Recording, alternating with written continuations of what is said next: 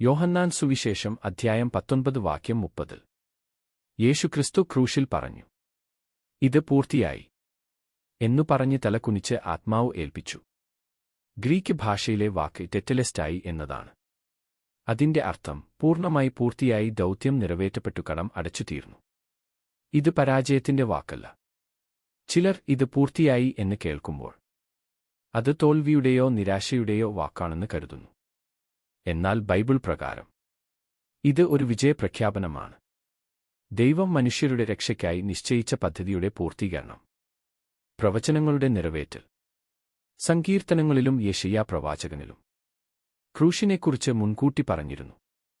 സങ്കീർത്തനം 22 എൻ ദൈവമേ, നീ എന്നെ എന്തിനു ഉപേക്ഷിച്ചു?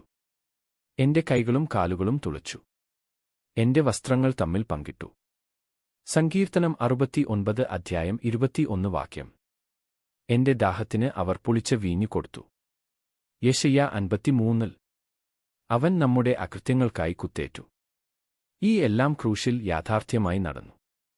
അതുകൊണ്ട് ഇത് പൂർത്തിയായി എന്നത് പ്രവചനങ്ങൾ നിറവേറ്റപ്പെട്ടു എന്ന പ്രഖ്യാപനമാണ്.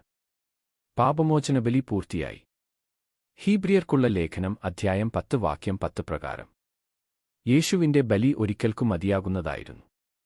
അതിനാൽ ഇത് പൂർത്തിയായി എന്നത് പാപത്തിനുള്ള ബലി പൂർത്തിയായി എന്ന അർത്ഥമാണ്. ദൈവസ്നേഹത്തിന്റെ പരമാവധി.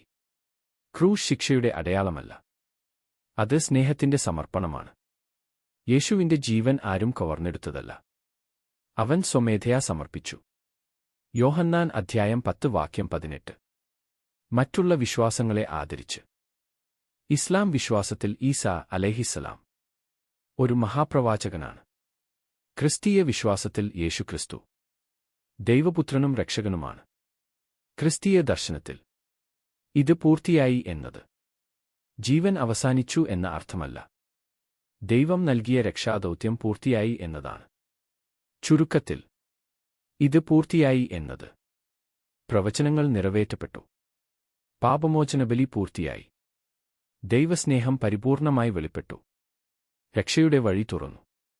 ഇത് നിരാശയുടെ ശബ്ദമല്ല, വിജയത്തിന്റെ ശബ്ദമാണ്.